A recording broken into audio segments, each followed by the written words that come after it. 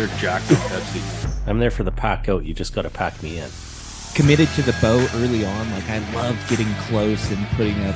You cover a range of stuff on here too, right? Like, we call this the THP World Headquarters. You know, my grandpa Roy Weatherby.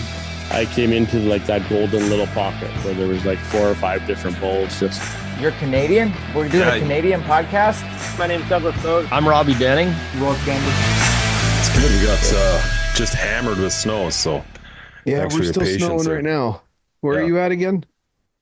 So I am in Kelowna, British Columbia. Have you ever been to Canada? Nope. So it's like the southern interior portion of British Columbia, the much warmer part of the province. I lived up on the coast. I just know that British Columbia is where we need to annex as part of the U.S. Yeah. Good luck with that. I know, right? It's like the best part of Canada. Yes, that's true. Well, it all depends how you're looking at it.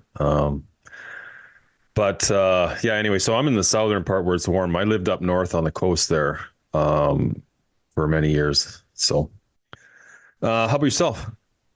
Where do you live again? I'm in Utah. Utah, right? Oh, nice. And it's snowing down there, eh? Oh, yeah. Yeah, fine. Usually by the end of the year, we've gotten 3 to 5 good snows, if not more. Last year was just like snow after snow after snow. This year, we didn't get any snow until after the new year. I think we had one little mini snowstorm in like November. Yeah. And it all melted within a couple hours. And then we didn't get any snow until it was like the first week of January. And now it's kind of been nonstop. Yeah, we didn't get any snow. We're more of a desert climate, so we don't get a lot of snow, but man, we got hammered with it. Just hammered. Yeah. So, but anyway, man, why don't you, for my listeners, why don't you just tell everybody a little bit about yourself and kind of what you got going on?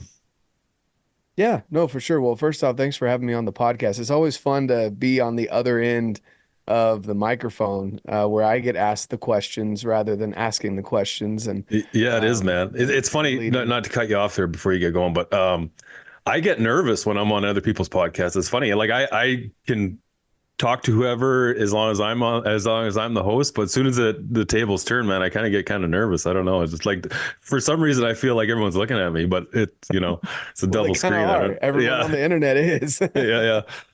No, yeah. I can't remember who I was talking with the other day. It was a family member, and of course it used to be the running joke, like, oh, you've got a podcast, you've got this and that. And now, now that we've been to enough places that people recognize me, they'll come up and talk to me. Now my kids think I'm cool, when we go into like the bow shop and like my podcast is playing up on the screen, they're like, whoa, Dad's cool. I'm like, yeah, you're famous. Yeah, for sure. I wasn't kidding about doing the podcast, but I don't think I'm not famous. I don't want to be famous, but people, kids think I'm cool. That's what matters. Yeah, man, for sure. But no, so I'm Johnathan McCormick, born and raised in North Carolina, transplant out to Utah after serving an LDS mission. For those of you that don't know what LDS is, I'm Mormon would be the short term for that, or Latter-day Saint, the Church of Jesus Christ of Latter-day Saints. That is not why I moved to Utah. And no, I do not have multiple wives. I can barely handle one. So no, thank you. I don't know how those guys do that, man. That's something else. Like I got one wife and that's good for me. I've got a theory on that. I think they're it sounds harsh, but like very subservient women that are okay with that kind of lifestyle. And I don't want a woman like that either. I want someone that'll bite me in the neck if I do something wrong, like kind of correct me or whatever. So, anyway, got those jokes out of the way. Born and raised North Carolina, came out to Utah, went to Mexico for 2 years on my mission. I'm fluent in Spanish. That kind of blows people away too. Because I'm a redhead, blue eyes, pasty white skin, and I can speak Spanish. But, and I just decided one day I was working in an office setting. And, I never worked a Sunday because that was my family day. It always has been growing up. And so I would work every other Saturday. And then the days that I work, or the weeks I work Saturdays, I would have a random day off during the week, usually a Tuesday or a Wednesday when we weren't too busy. And we'd come in after our days off and people would be like, "Oh yeah, I caught up on my show," or I went to and went and ran some errands that needed to be done, got the oil changed in my car, And they're like, "Oh, what'd you do, Jonathan?" And I'm like, "Well, I took my kids on this hike up Donut Falls or up this way or that way." And they're like, "Aren't your kids toddlers?" I'm like, "Yeah, well, the older kids are in school. I'll take the younger kids and we'll go for a hike." And they're like, "Why? How do you do that?" I'm like, "You guys have been in Utah a lot longer than me. Like we're blessed to be able, you drive 10 minutes and there's like 15 different trailheads that you can hit. And usually the first mile is kid friendly. And after that, get over yourself and carry your kids, like so they can enjoy being outside." So I realized that people weren't taking advantage of that and they were getting caught up in kind of that rat race of like clock in, clock out, go home, be miserable, fight your kids doing homework, and uh, maybe drink a beer or two before you go to bed, and then wake up and do it all over again. And so I just started an Instagram based on that, just kind of sharing some adventures I do with the kids. Um, every once in a while, I would check my older kids out, when I feel like maybe they needed some more dad time. I'd check them out of school and we'd go for a little hike, if it was a nice day. And then I just said, I don't want to be full-time YouTube because that's a lot of work. I have a lot of respect for people that do video editing and all of that stuff, as I carried a camera around for one hunt and I did not like it. Yeah, it's tough. And so, I just decided, well, what's the next avenue to get good conversations, learn from people, have a good audience, reach people internationally. And I just started a podcast, and I sucked. I don't recommend going to my first 10 podcasts because they're cringy, but I leave them up there so you can see the growth from day one to now that I'm over 300 episodes deep. Wow. It's been fun. Yeah, dude. And when did you start the podcast? So I always get this mixed up. I want to say it's 2021. I should know this date better, but it's like June or July of 2021. Yeah, because I mean, you've been doing it longer, not as long as I have, but you have more episodes out. So you've been hitting it pretty hard, dude. So I gotta commend you on that. Yeah, at one point I was doing 3 episodes a week. I realized that was too much. And for people though, don't like people who listen to podcasts, there's still a lot of work. Like it's not as much as like video editing and all that stuff, but it's still a lot of work. You still have to, once you get better at your editing, it becomes quicker, and then you get like, an intro set up, and it does become easier, but you still have to get it out there, right? And it takes time, and it's, lining up guests takes a lot of work, and yeah. So 3 episodes a week is impressive. Yeah, so I was doing like a mindset episode that was like 10 to 15 minutes. And then so that was like a Tuesday, and then like the Thursday I was doing gear stuff because I'm a gear junkie. And then Saturdays are my longer form where I'd have the guest on. And so I was kind of hitting it like that. Realized I was a little too much, so then I condensed it down to Tinkering Tuesdays. Sometimes it's mindset, sometimes it's gear, depending on what I want to share. And then Saturdays are always the guests, so it's an hour to an hour and a half, depending on the episode. And yeah, it's like right now I'm kind of in that phase where I've almost booked up too many episodes. Like I think I'm almost 2 months out. Like I could not record for the next 2 months and still have, and so that's a little too much because then you start becoming not relevant. You're not talking about things that are relevant. So it's a fine balance, Yeah, for sure. Of trying to keep things relevant and also, being okay when people have to reschedule. Like that's another thing for me too. I'm like, I don't want my conversation with you to be a stress. Like if you have a family emergency or you have work or something comes up, like, cool, we'll just reschedule. Like it's not going to screw up my timeline. I'm all right with that, Yeah, absolutely. That's one thing for sure is it is really hard. People have lives and family members and all that stuff, and kids activities. Like my kids, man, we're busy almost, not 7 days a week, 6 days a week. We're busy with their stuff. So, yeah, you really have to find time to where it's not going to affect what your family's doing and affect there, because it's at the end of the day, this is for, I mean, it's our gig. It's not theirs. It shouldn't take away from any time from them. Exactly. And I try and get my kids involved with it too. Like they see me on my phone or on the computer and they get home from school at like 3:45. Yeah. So I still have like at least until 5 that I usually work, depending on if they have activities to get to and whatnot. So they'll see me on my phone and on the computer, and I'll bring them into the office and say, hey, this is what I'm doing. I'm not playing a video game. I'm not Mhm. like dinking around. This is work. Like my phone Yeah. is work. My computer is work. And they also know when I put my phone down, like that's down and it's Yeah. their time, you know? Yeah, for So, sure. we'll listen to an audiobook or something like that. But, Love yeah, like, I audiobooks. mean, going back to guests, like there's some guests that I've been trying to get on the podcast and like we'll have a date scheduled and something will come up on their end or my end. And it's been over a year there's 2 guests that I can think of that I've been back and forth with and we text all the time. We're good friends. So I know they're not like just flat out ignoring me, but it's like, it's hard to get some schedules together, you know? Yeah. Oh, yeah, for sure. Yeah. I mean, it is. And people are busy and people get like, they get a lot of podcasts. Like some people get a lot of podcast invites too. And so, I mean, you message them and they've seen your message and it's just, they're not getting back to you. You gotta Yeah, just kind of, move on to the next. It is what it is. exactly. Yeah, that's cool, man. We started started doing so no electronics even for mom and dad after 6 o'clock because it was getting out That's of awesome. control. So it's like phone calls only for work. So I told all the guys that work for me, all my friends, family members, if you want to reach us, you have to phone because like the days of like a landline, those are over. Mm. You know what I mean? Mhm. So it's not like you have to phone the house. It's yeah, but it's been good. It's yeah, you definitely have to you gotta keep them involved, and that's the beauty about the outdoors is like my kids heavily involved in the outdoors. Both my kids, both my oldest, he's been hunting now for 2 years. My youngest just got her license or finished her course, so she's going to be full bore next year. My 7-year-old, he doesn't understand why he can't go. He's trying to write a letter to the ministry to get him to change the rules on that. So we'll see how that goes. So when did you get into hunting? So I'm one of those adult onset hunters, and we've got a funny story with that. I had a guy, and it's not many people that there's hate about that, but this guy was pretty crusty about. Can't remember what there was some post that I put up about adult onset hunters, and he sent me this long scathing message. It was funny because he was speaking to me as though I've been hunting my whole life, so he didn't realize that I was one of those. And he was like, "Yeah, these guys are so stupid. They're just in it for this, that, blah, blah, blah, blah, blah." And I just listened to him, message him back and forth, and then after he'd put his foot in his mouth far enough, I was like, "Hey, I'm one of those guys, and I appreciate your support, and this is why I do it, and Yeah, so."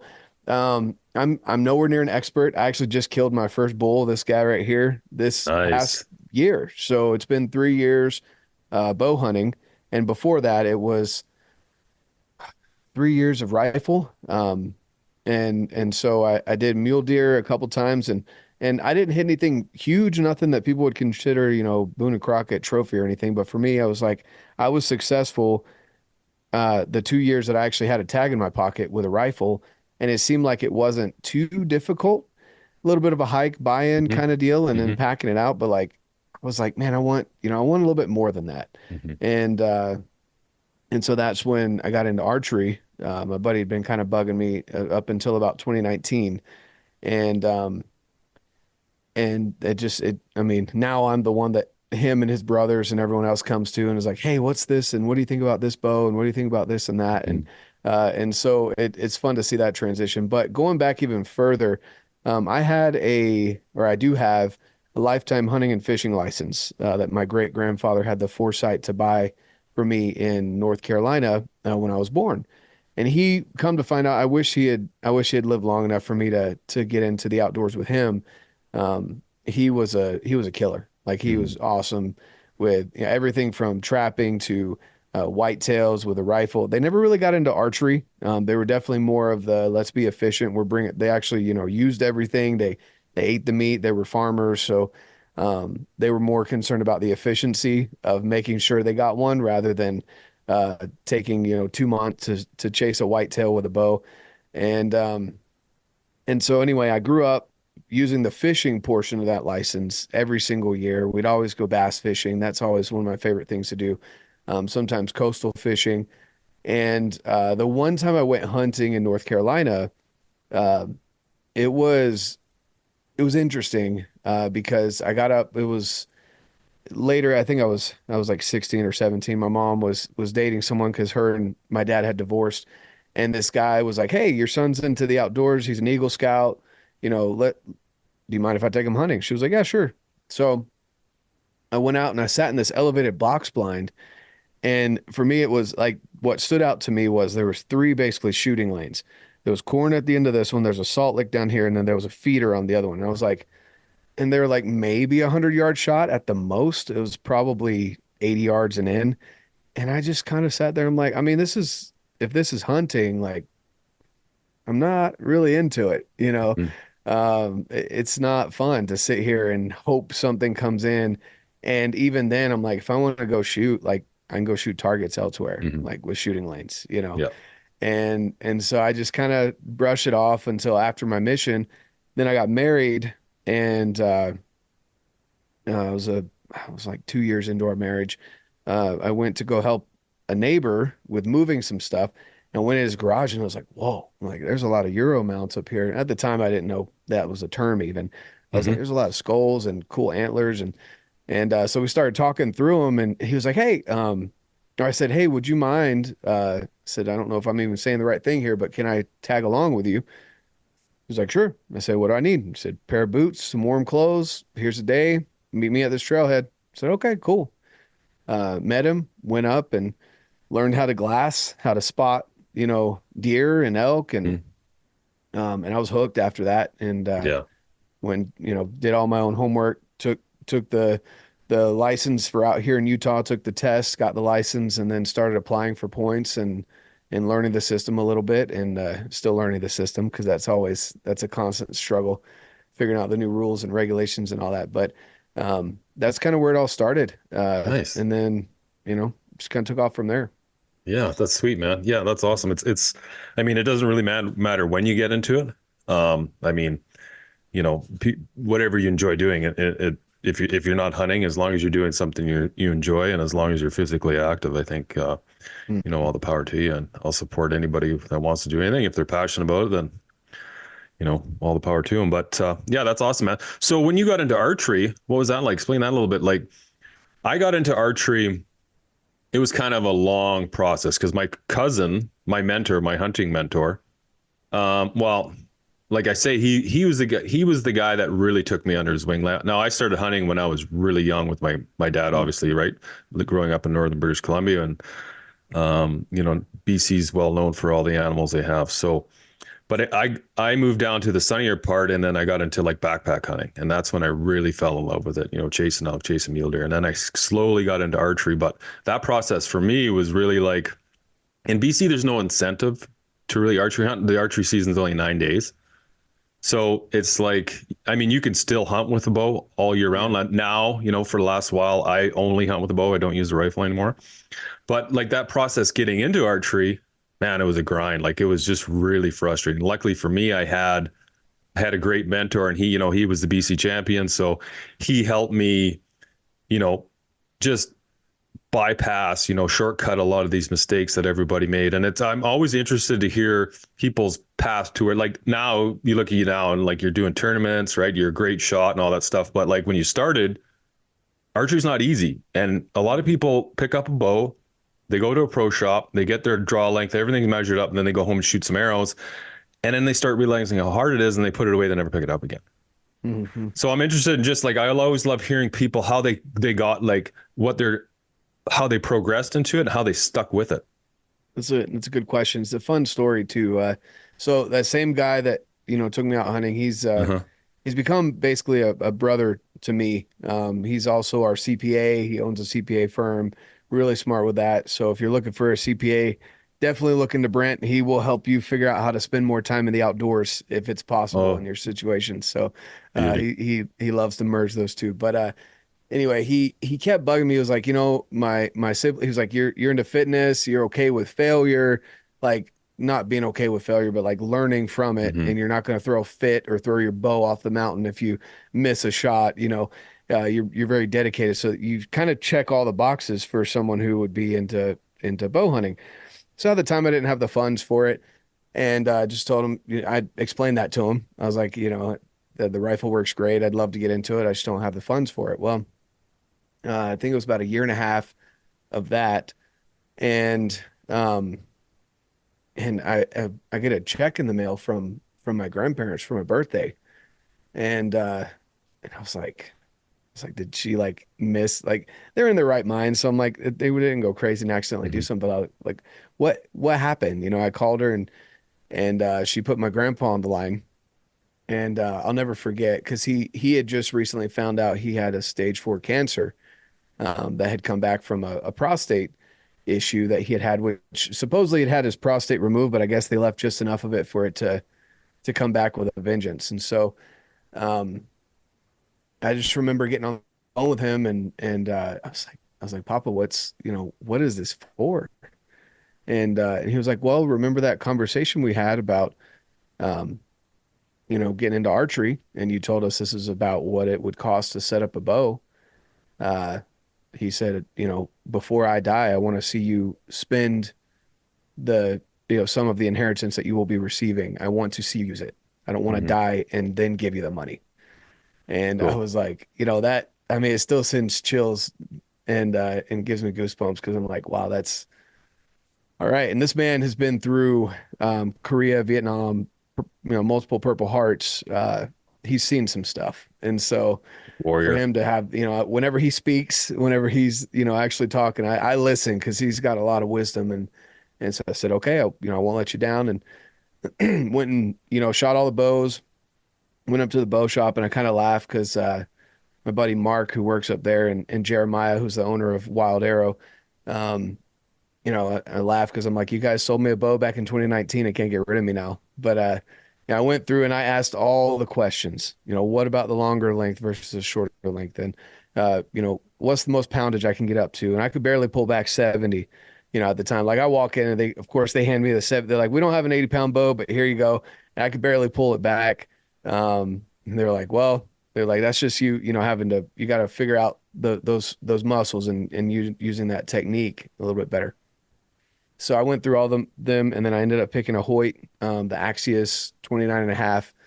Nice. Went with some Victory arrows, Victory Rip, TKOs, just kind of a good solid 450 grain arrow, um, flying out of the bow. So we ordered the bow because I wanted it in Kuyu Verde 2.0 riser with black limbs.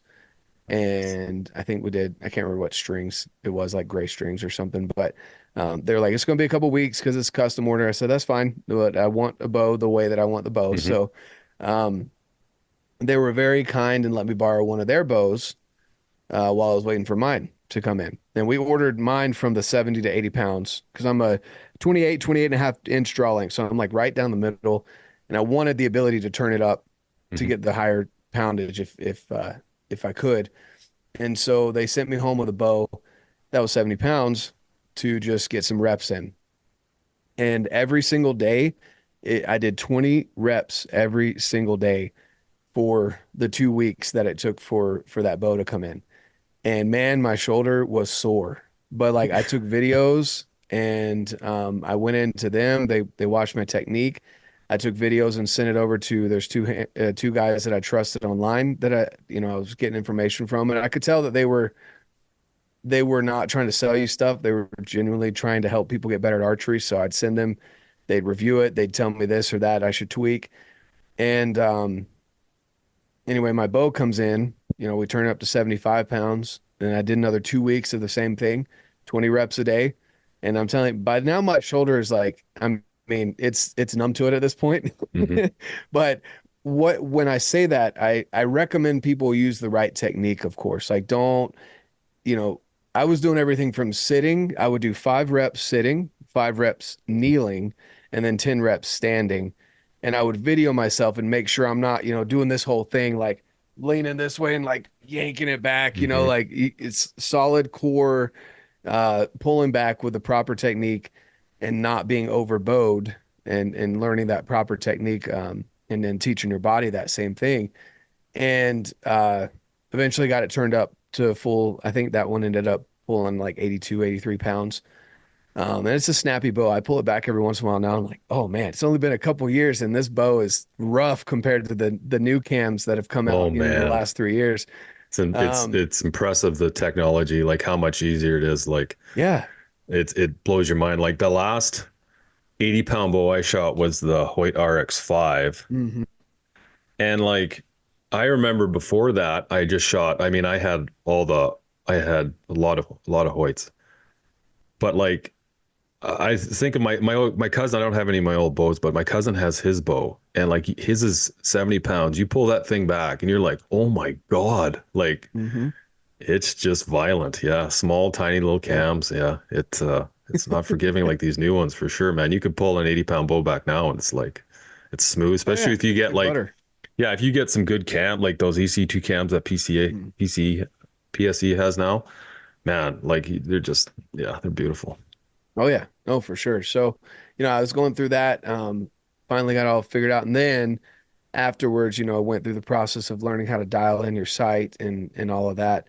But that was kind of where I started. And it was again that, there's a key to all of this stuff is, from the moment I got into hunting all the way through like archery, I wasn't asking people to do it for me. I was asking good, solid questions. Hmm. I was asking a lot of them. So, I go back every once in a while and I ask people, did I bug you with these questions? And they're like, no, not at all. You actually had good, solid questions. Yeah. So, do your own homework and do the work for yourself and then ask good questions. And all of that combined continued with, the consistency of the reps. That was a big deal. And my first kill ended up being because I wasn't comfortable with that year. I could have picked up a bull tag because they're over the counter here in Utah. And I just told myself, I want a good solid year behind my bow before I go after any big game. And so I went and I ended up getting two turkeys, which is an even smaller target with a bow. And then the next year is when I started actually going for elk and deer. And so my next kill was a doe. Hmm. And then yeah, it just kind of went from there. But yeah, that's kind of my how I got into it was just basically I enjoyed the tinkering aspect of it. I enjoyed that it's one of those things that if you don't do it consistently, then you kind of start to lose it a little bit. And I also like the fact that you don't necessarily have to be the best or most talented. It's got a lot to do with consistency and repetition, which is something that I personally am good at. I don't have the best, highest quality podcasts out there, but I'm very consistent. If I say there's going to be a podcast out or if there's going to be a post, it's there. Hmm. And it's the same with with archery. I try and get at least 5 reps a day in at this point, even in the garage, blank bailing kind of deal, just to make sure that I've at least got the technique down. And then every once in a while when you get the chance to stretch it out, it's fun to stretch it out. And I think the furthest I've shot my bow is 150 yards. Hmm. And that's a lot of fun. Watching Yeah, that man. arrow fly is a lot of fun. Yeah, and you can tell you wait, you can see it if you're shooting at a balloon and you just wait, and then it pop. Yeah, Uh-huh. it's awesome. But no, that's cool, man. And yeah, and you're right, man. Consistency, it doesn't matter what you're doing in life. If you're consistent and you work hard and like you said, if you're not afraid with failure, if you embrace failure, because that's where you grow, right? When we get knocked down, we get up. Like, I've been knocked down more times than I can remember. I remember thinking way back when I started my first business, everybody laughed at me. I was 18. They're like, what are you going to do? You're 18 years old. You can't start a business. And I'm talking like my dad, my family members, Oh yeah. laughing at me thinking it was a joke. Right. And then, that obviously didn't work. And then, I got up, tried something new. Right. And that doesn't work. You get up and try something new. And then eventually over time, that consistency and that just, hard work and that, embracing failure as part of success, boom, it's like, wow. And then, people look at you now and you're like, well, must be nice. And you're like, oh, yeah, you weren't saying that, 25 years ago. So it's awesome to hear your story and your introduction to archery, man. That's great. Yeah, it's and I would agree. It sucks. Look, when people come to you and say, that must be nice, or isn't it cool you get to go do these things? And I'm like, yeah, but what have you done over the last couple years that could have gotten you? Like the lost potential kind of makes me sad a little bit when people come and say that to me. I'm like, you're in the same job, you're doing the same thing, like, and and maybe that's what makes you happy, but obviously not if you're saying must be nice and you're jealous of this or that. Um, it's unfortunate, when you hear things like that. I've also uh it's also sad to me to see like when there's a kind of I guess an incidence where there's like mortality is kind of brought to the forefront of your mind. We've got a really close person here in the family that just collapsed from he had a aortic valve rupture, and normally that's deadly. Mm-hmm. Um, and he collapsed, and luckily they were able to save him, and luckily it didn't perforate the actual aorta. Um, it just caused a lot of issues, right? And they had to go in and repair. It was over a 12-hour surgery, and this guy is one of those people that he just gives and doesn't really look to recharge his own batteries, and that stress and high blood pressure and everything else caused this tear that could have ended his life very easily. Most people do die from this. Luckily, he just happened to be, live really close to a hospital, and the ambulance was able to get there within minutes. Um, and so, you know, I had my son, my daughter-in-law, and my mom, all three of them recently have come to me and asked after years. I mean, obviously my son has been living in our house since I've been in his life, uh, for over 10 years. And he's finally coming to me asking me for help with fitness and nutrition stuff. Yeah. It sucks that it takes something like that, an event like that, for people to come to you. But at the same time, when you got to be ready when those people do come to you and start asking for help and advice, and the consistency that I have shown over over a decade in his life shows that he's now confident in coming to me Yeah, that's awesome. when he's at his, his weakest moment. And I hate that happened to this guy, but at the same time, like it's a moment that we can be there and be ready to help where we can. Yeah, it is unfortunate. I know in my life, like I was always, I started this business that I have now, and I was really successful at it. Made, lots of money, but I always perceived like success and happiness. I'd go to work hard, work 6 days a week, running my body down, drinking lots. And I always just said, if I'm successful, everything's going to work itself out, right? Like it didn't really, I didn't really correlate it. Like I didn't put all the pieces together. And then, I found my best friend dead. And he worked for me. We fished together a lot. We did a lot of stuff in the outdoors together. And that was kind of like a switch. It just flipped, right, for me. And then I realized, and I've always been active, like I do a very physical job, and I always, do, I do physical activity, I played hockey, did all this stuff. I was really, in the backcountry is where, but it was more like, yeah, you get in shape before, 2 weeks before a hunt. It wasn't as present as it is now. Once I got into really like my late 30s, early 40s, it was like boom. And that's when I got into bow hunting. And I attribute a lot of that to bow hunting and just kind of like mental clarity on like life and all that stuff. But yeah, it's really awesome when you see your kids they follow your lead in that. And like my oldest, he, about a year ago, actually, he got into it. He got into running. He got into, he wanted to lift weights. And I said, well, you don't really need to lift weights, right? You're 10 years old, but just do some push-ups, do some sit-ups, right? Do body weight stuff. That's all you need. You don't need to be down here trying to bench press 60 pounds or doing all that stuff. You just don't need it. But like running's great. Yeah. Just, body weight workouts are great, and he's been doing it consistently over a year. And like, man, you see that kid run now, right? Like it's amazing how much he's gained and grown with it, and just his mindset and like his consistency. And I think it's great for the kids because it builds discipline for them. And like you could be motivated all you want, but there's a big difference between being motivated and having discipline. Yep. Like you can say you're going to do this, you could listen to music, you could do all this other stuff, but until you actually do it and do it consistently, I'm not talking about doing it for a week, doing it for a month. You got to do it for a year before results are going to show up. You got to do it for 2 years. And then you start getting into these, it's like with bow hunting. When I first started only bow hunting, it was rough. It was really rough. Punch one tag. And then, last year, I had a pretty good year, right? A couple bulls down, a buffalo, some deer.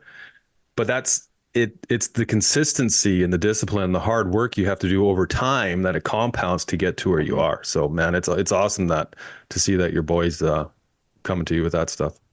Yeah. Yeah. And being a dad is one of those things that it's one of the most rewarding and frustrating things. And you can have all that happen in a span of 10 minutes where it can Yeah. be like, you can be celebrating this big win.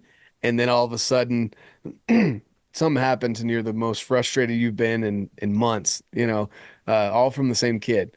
And it's because you want to see your kids succeed and be a better version of you and be able to do more than you did at that age. And so, that's a big thing for me, sharing what I do and getting them into archery. Again, things like I guess the hunting and the archery and the outdoorsy stuff, it's not something that I don't force on the kids. I invite them, and then when they start to show interest is when I provide the equipment or the opportunities or whatever it is. Um, you know, Something else too that's big for me right around that time that I was getting into archery. I had a big transformation back in 2020, where I got down to the lowest weight I've been in a while. I felt really good, and I started working with First Form.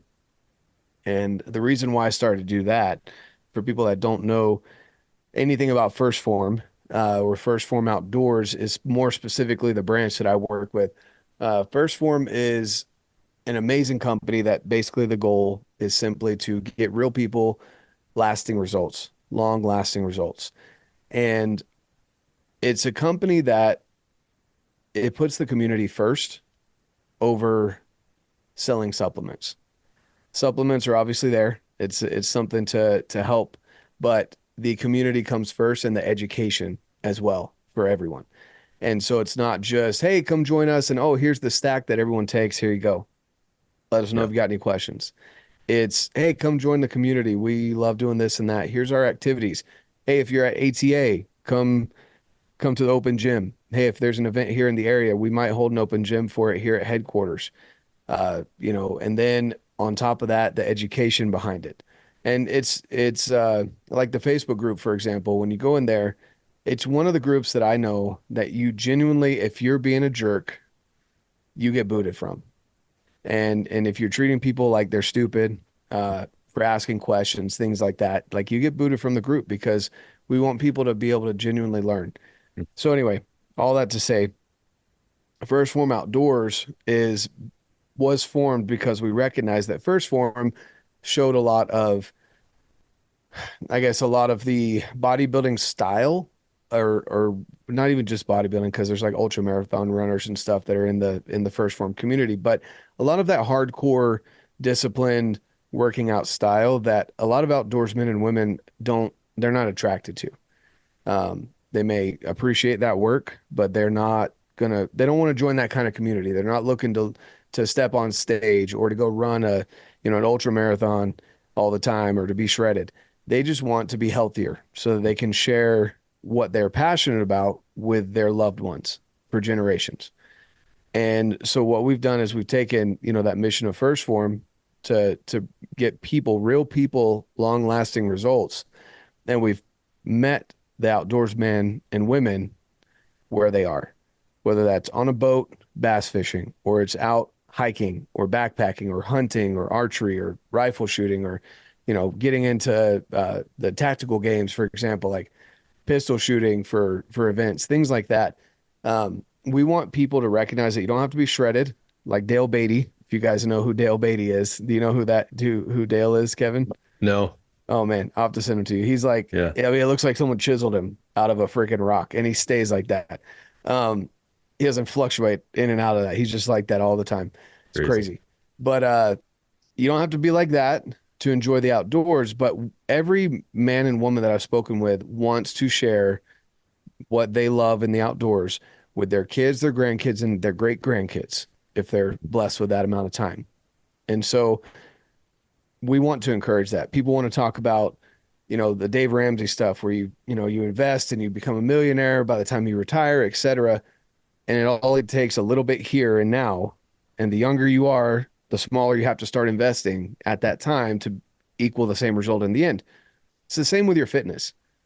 You know, if you're putting small investments in every single day and incrementally growing that, by the time you retire, you're going to be looking way better and feeling way better than most of the people your age. And you're going to look back and say, man, those 30 years, those 40 years may not have been easy because everyone else, all my other friends are out chilling, eating these greasy burgers, watching Netflix, binging shows. And I was out here doing a stupid outdoor workout for my 75 hard or whatever it was. I was out, you know, getting ready for elk season. And now though, you look back, you're like, well, my joints don't ache as much. I can get off the couch. I can play with my grandkids. I can help my grandkids get up into a tree stand.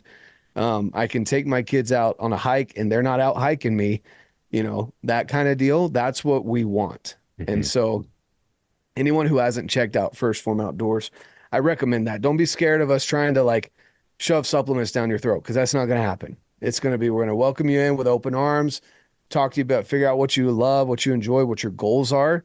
And then if supplements fit in there because you need some help with nutrition, that's what we're here for. And if not, we still want you. We want you in the group. So yeah, that's cool, man. I see you doing a lot of stuff, and I'll put a link up in the show notes. Yeah, you know, it's funny, and like I know a lot of like older, you know, the older generation of hunters, and like this new generation of hunters coming up, you know, behind us. You know, fitness is a lot more involved with hunting, and like I tell everybody, I'm like, well, listen, like, because you, no matter what you do, if you try to mix hunting and fitness, there's going to be the guy that says, well, I don't need to be in shape to go kill a bull. I kill a bull every year. Okay, but listen, if you get in shape, you're going to be healthier. You're going to start eating better. Everything's going to, you know, your body's going to react better. You're going to live longer. The longer you live, the more you get to hunt elk. So really, it's going to make you a better hunter in the long run. So, but yeah, that's obviously cool, man. Obviously, we can't control, like, you know, if someone happens to get like MS or Alzheimer's or something like that, right? We can't control that, but you can control your weight. And weight is the contributing factor to so many issues such as heart disease and just diabetes and so many other things that break down your body, wear and tear on your joints.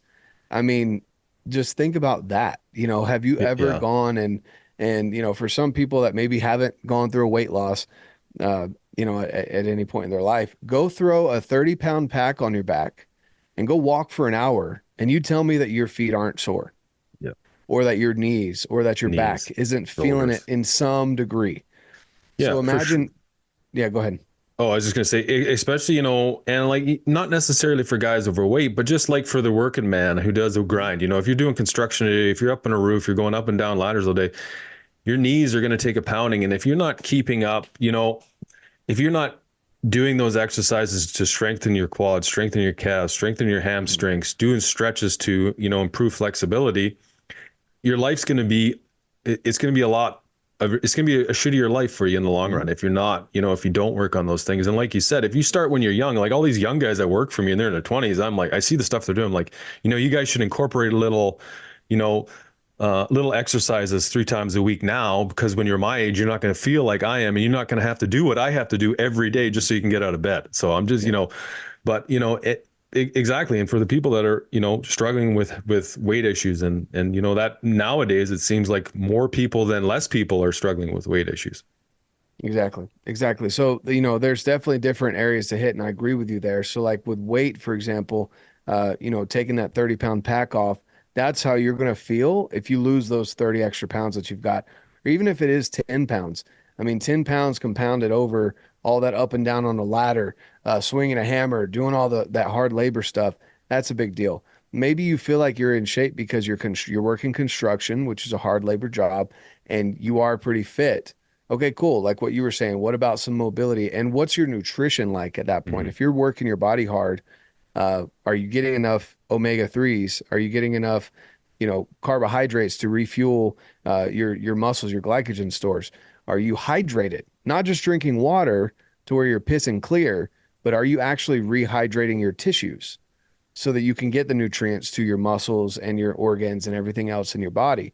Are all of those things, do you have enough protein to rebuild the muscles that you're tearing down throughout the day if you have a hard labor job? And then of course the omega-3s for cognitive function. You want to lubricate those joints that you're bending in and out. You're going up and down stairs, up and down ladders. Like you got to make sure that those things are dialed in. Even if you are looking in the mirror and you're jacked and you got a six pack, it doesn't mean that you are nutritionally sound. Yeah. Because you could go try and chase an elk and you don't have any glycogen stores to be able to work off of, or any fat stores to be able to work off of, that then your body burns out and you're just as exhausted as the dude that's overweight trying to go up the mountain.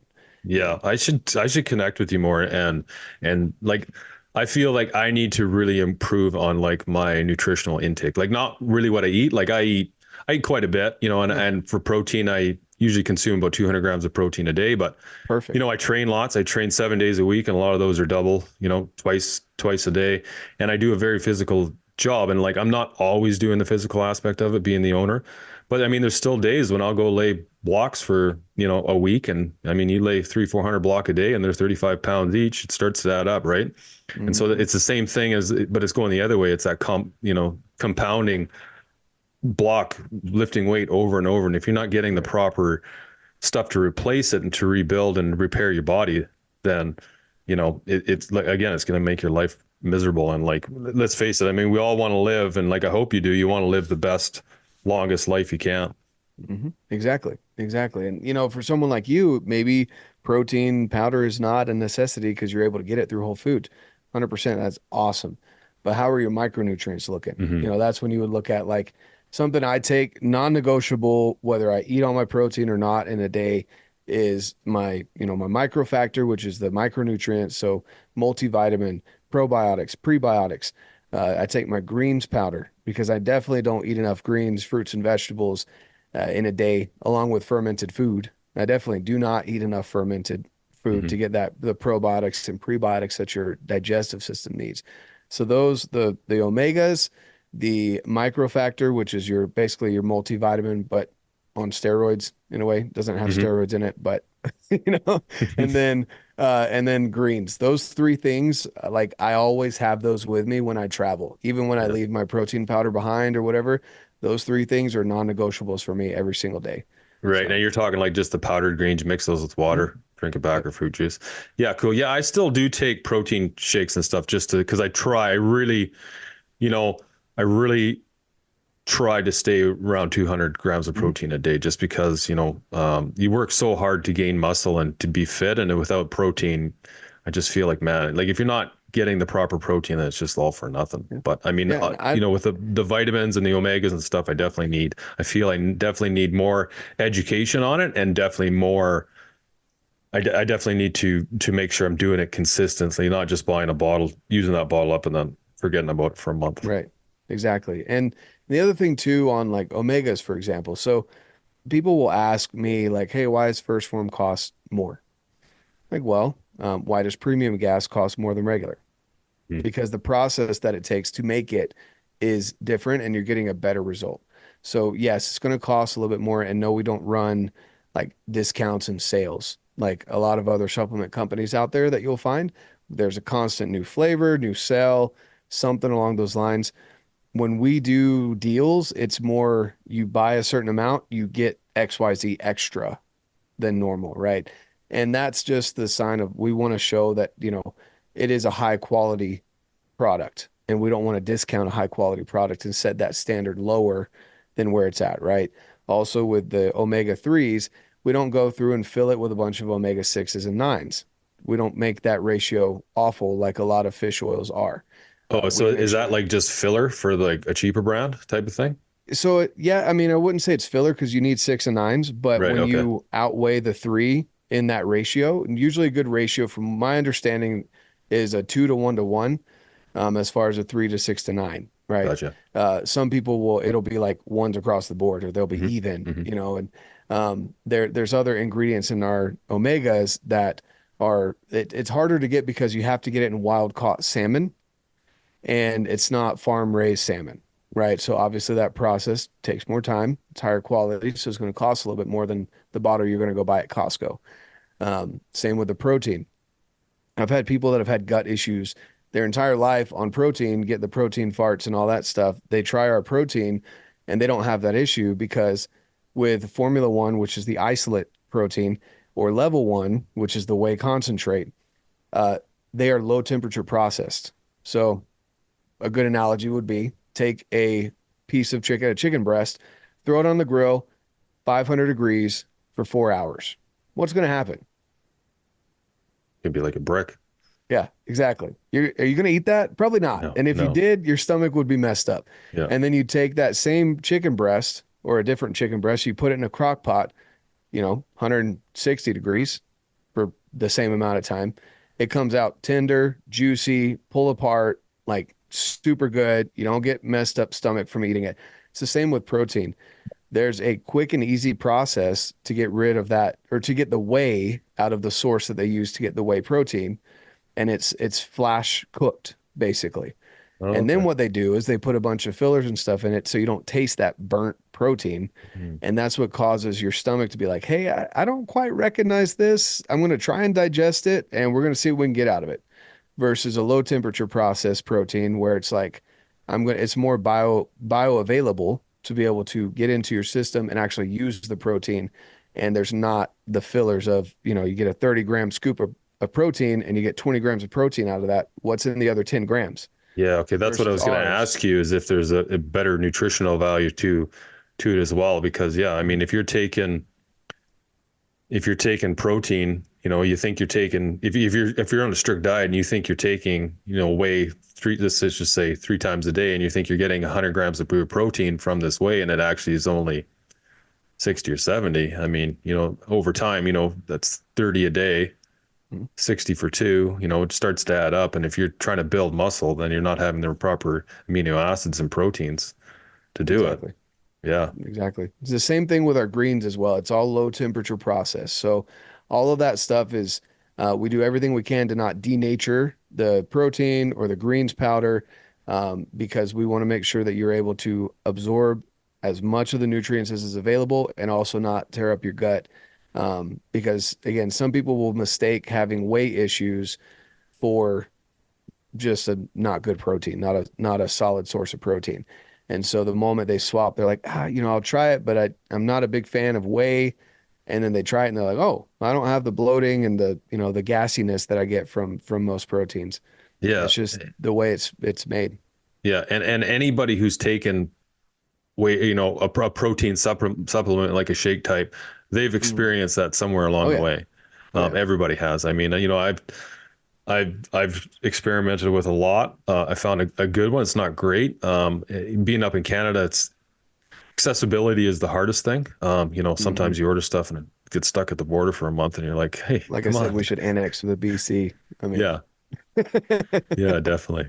Yeah, it wouldn't be bad. I don't know about I watch I not a lot. I don't watch a lot of TV, but I always glimpse at the CNN, and I love the stuff going on with your guys' and your, I mean, our government's a mess too, but like just the stuff going on down there right now. So it's going to be interesting this year for you guys. Yeah. Yeah, it's been interesting. I had someone, I'm by no means a Trump fan. I don't like him personally. But I did hear a comedian, Shane Gillis, the other day.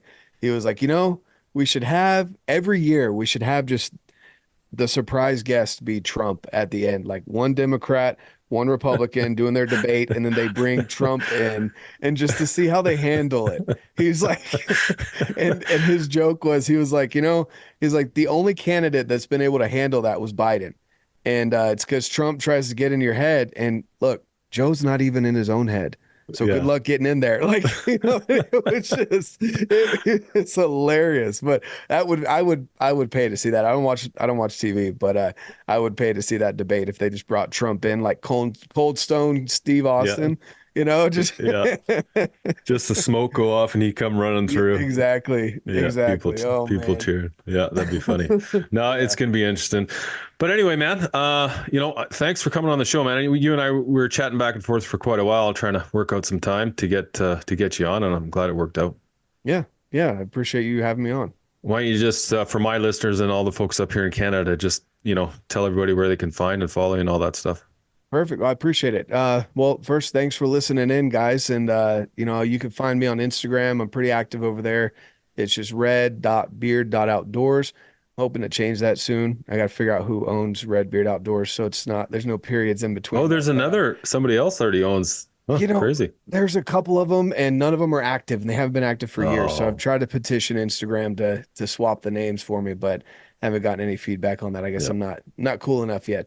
But anyway, it's at red.beard.outdoors. On YouTube, it's Redbeard Outdoors, Spotify, Apple as well, Redbeard Outdoors podcast. And then, if you're looking for a good community, whether you're in Canada, Mexico, the US, wherever, I highly recommend joining the First Form Outdoors Facebook community. And of course, look up the page as well. It's First Form Outdoors on Instagram. We've got a weekly podcast that we do over there live on the Facebook group called Boots Around the Fire. And then just you're gonna find at least one person, if not multiple people, that will answer your questions, whatever you have. If you're new to the outdoors, if you're not new and you just want to get into a good group of people, that's a good place to go. Cool, buddy. Yeah, I'll put all that stuff up in the show notes too. So Cool. Easy access for everybody. Okay, man. Thanks a lot, eh? Yeah, thanks for having me. Okay, later.